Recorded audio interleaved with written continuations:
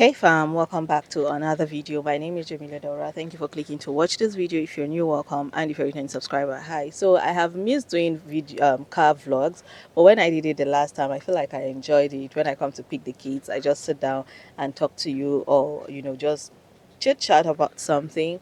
And today I want to talk about my life here in America, back in America, and how it has been and how I have been feeling, because it's almost 4 weeks now. In about 2 days, it's going to be 4 weeks since we left Nigeria. And it's been a struggle. And I figured that this is something that a lot of people don't talk about. And you think that, oh, once you leave Nigeria and you are abroad, everything is okay, everything is fine. You're living the dream, you're living the life, and there is nothing to worry about.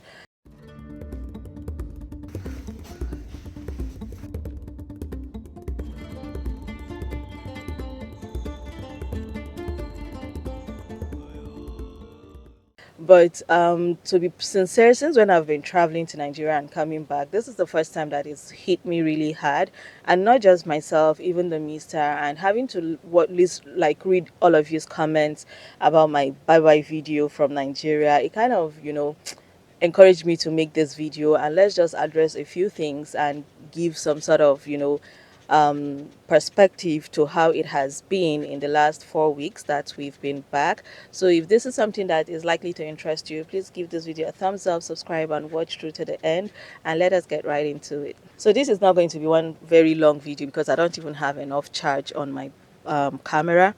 But first things first, I did mention that this is kind of one of the hardest it has been for me since I've been, going to Nigeria and coming back. And this is because I think I have experienced a little bit of depression in the last 4 weeks, some sort of sadness that I'm not connecting to, that I have refused to connect to. I am two things. I am someone that is always mind over matter, like whatever the situation is, I am able to push through. I can thrive in under pressure and all that.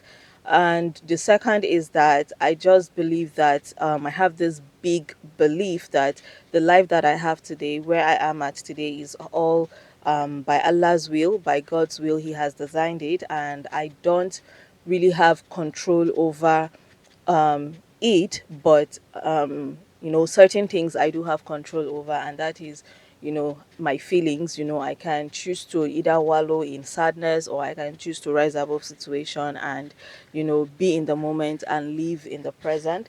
So since when we got back, I started experiencing my health challenges all over again. Like, my legs were really really hurting, and for the Mister, this, like, there's just been a lot of changes with him, and this is the first time I'm seeing him really understanding me, and when my health condition. And not to say that he's been negligent or anything, no, he's been an amazing support system. But because of how stubborn I am as well, I am not someone that you can easily tell when something is wrong with me, because I can mask emotions, I can mask my feelings, and I consider myself a very strong person. And I work with this notion that you don't know how strong you are until being strong is the only option you've got. So that is one of my biggest mantra that I work with, and I feel like that has made it difficult for the Mister to understand the kind of pain I tend to be in, even when I am doing my motherly duties, my wifely duties, and my own duties to myself as an individual, right? So you all know that when I was in Nigeria, I was sick for almost 3 weeks, or over 3 weeks, and he saw how much pain I was in, and how much I couldn't even deny or hide my pains and my feelings. And this kind of support system that came from my family, everybody was on deck, all hands on deck. Even my parents that were not in the country as at that time were all in about my, as in, they were all concerned for me. And I think that kind of changed the perspective, having to come back. And I started, I was able to set up the first few weeks, and I was able to get us, how will I put it, get us on routine to an extent. But at the end of the day, it kind of started affecting me. My legs started hurting, and I couldn't hide it. Even when the moment he sensed that my leg was hurting, this man kind of, you are not doing anything. I can tell you all for a fact that today is Friday, and from Monday to today, I have no idea how my kids have been to school, what they have had for breakfast, what they took for lunch. I have no idea. The most I can do, I've been able to do in the last 5 days, is to come pick them up from school and help them with their homework and study for tests, because the time when I pick them, the mister is still working and he can still like escape from his work in the early hours of the day to get them ready for school. All I've been able to do is that, like, just pray Fajr, and right on the mat where I pray my Fajr is where I fall right back asleep, because I can't help it. The only thing that can bring me, what is it called, succor, the only thing that can bring me calm or peace at that time is for me to just go back to sleep. But I have also been, throughout this week and last 2 weeks, have been questioning myself, like, am I really sick, or am I just hiding behind this sickness, or is it my emotions that is giving me some kind of, mental this thing that I'm sick, even though I'm probably not really sick. Like, I know that my emotion induces my, ill health a lot.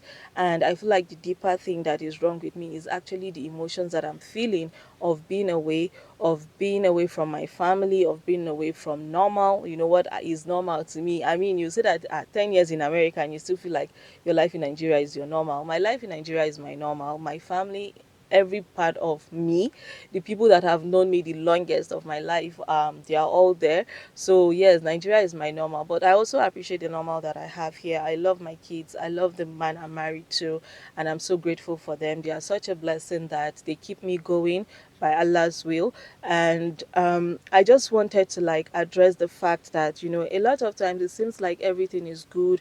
You're abroad, for those people that have moved recent years with all the Japa thing and all that, it is not easy for them. Don't feel like, or don't see them as if they have this perfect life. I want to tell you that there is a deeper emotion that they are refusing to connect to, because they just want to make you through. They just want to be able to survive. They just want to be able to be alive. So it's not as if the life overseas is better. Intangible things, of course it might be better, but the intangible things, love, sacrifices, emotions, safety, that, things that, a sense of safety, things that they can't touch, is very, very much present, and they struggle with. And I, for one, I still struggle with it. And this has been the hardest for me. And I appreciate the fact that, again, going back to the minister, I appreciate the fact that, going to Nigeria and coming back has changed him in a way that he doesn't even want to, like, I can't even pretend anymore.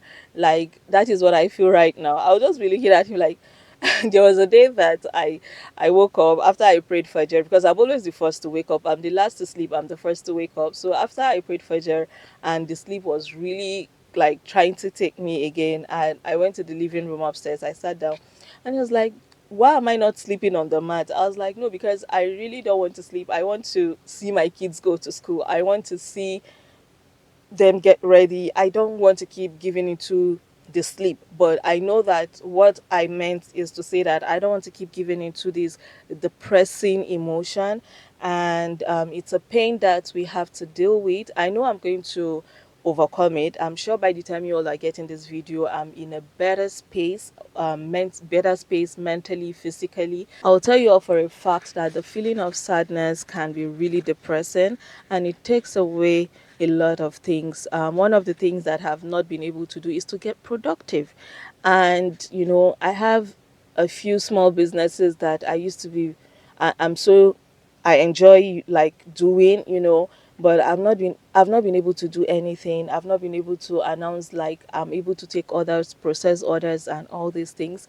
And this is because of how I have been feeling greatly on the inside, and that has affected me. And I would also relate to some women. Like, I have come to realize that, my channel is a blend of a lot of women living in the diaspora and also in Nigeria. But if you are married and you're not even living in the same vicinity as your family, and you're just like a stranger in a new place, you will want to find yourself. You will want to do something to contribute to the society, to contribute to your home.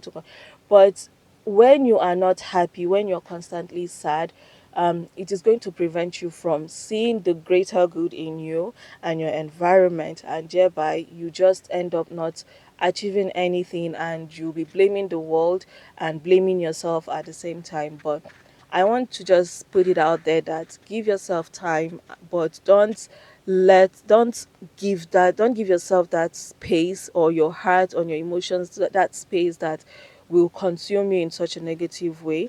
You have to rise above. One thing I have decided, like before I came out of the house, I took out my business phone and I brought it downstairs, and I'm charging it because I need to communicate with people that are able to help me run my business, the one I have in Nigeria, and so that I can focus on the ones that I have here and start to be productive again.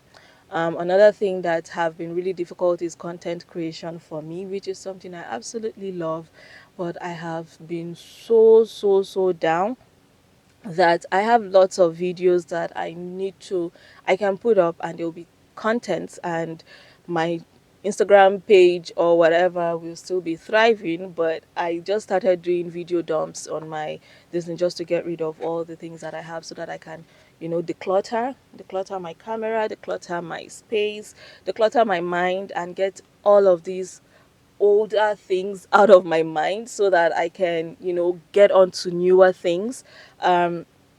So that is another thing that I have been struggling with. Another thing that have been suffering because of this is my community.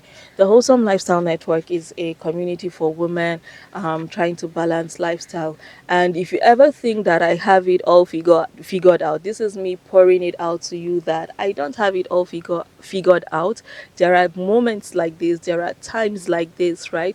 And I want to be able to show up for my women. I want to be able to show up for the women that have signed up to be a member of our community, which you can be a member of from any part of the world, wherever you are. So if you want to join us, please send a DM, or I'm going to just leave the link pinned in the comment section so that you can sign up.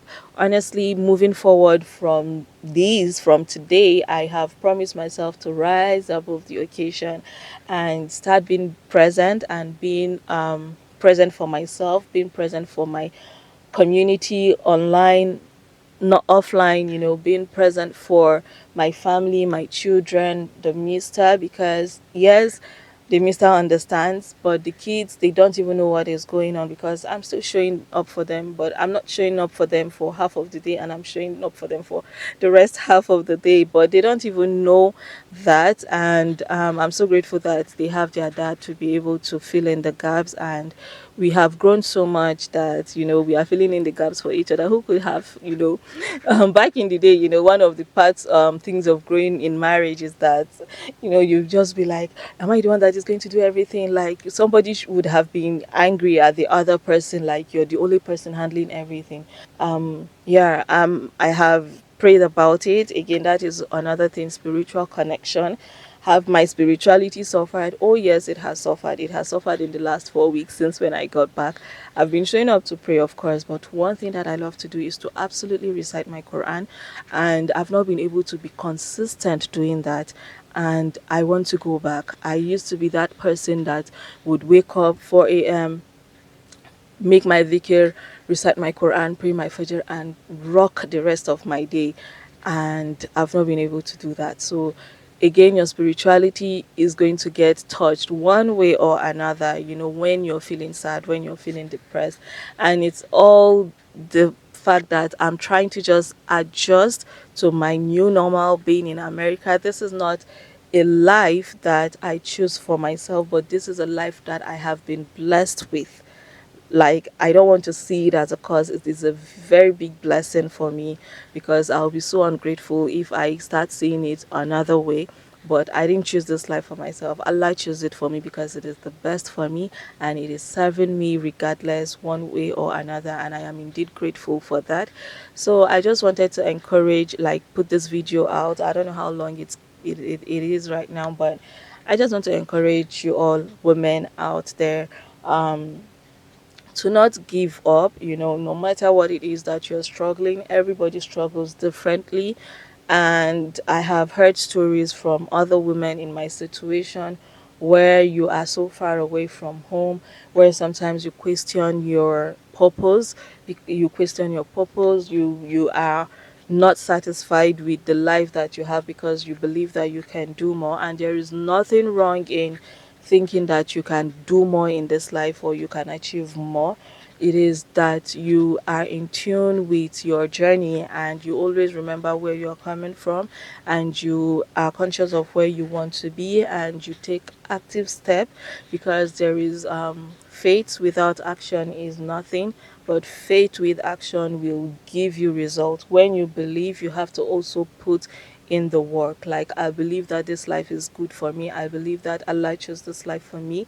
I believe that everything that I have today is by the will of God, not because I'm smart, not because I am stronger than anybody, but because Allah knows that this is a perfect weight that I can carry, and He has blessed me with it.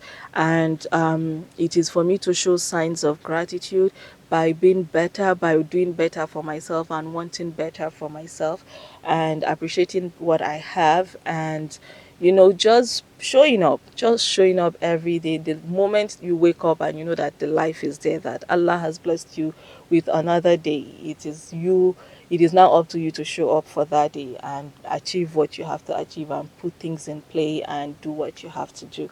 So this is what I want to say. Like, I don't know if I've made sense in this video, but if you would like to connect, you can be a member of my network, the Women Wholesome Lifestyle Network. And we actually do have something coming up soon, but I haven't even, been doing anything about that. There's a little girl waving at me. She sees me talking in my car. Yeah, I'm so cute. Anyways, yeah, this is part of showing up. Look at how a little kid has brightened up my day, because I feel so subconscious, like sitting down here with camera and talking all by myself. But look at how it looked so normal to a child, and she's excited, and she tapped her mom, and her mom saw me, and her mom passed, right? But I mean, it's none of her business, right? But she went to pick her kids early, and she waved at me, and that has really made me happy today. Like, what I'm doing, there's nothing wrong or awkward or awful with what it is that I'm doing, talking into a camera, holding microphone and addressing you all. So yeah, I hope this kind of brightens your day a little bit. I didn't want to make it a lot about myself, but I needed to also share my experience and be vulnerable to an extent. And I hope you are motivated and encouraged to stand up and dust yourself up and seek purpose or fulfill your purpose, right?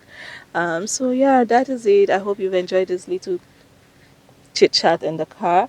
Subscribe to my channel, give this video a thumbs up, and see you in my next video. Bye and stay blessed.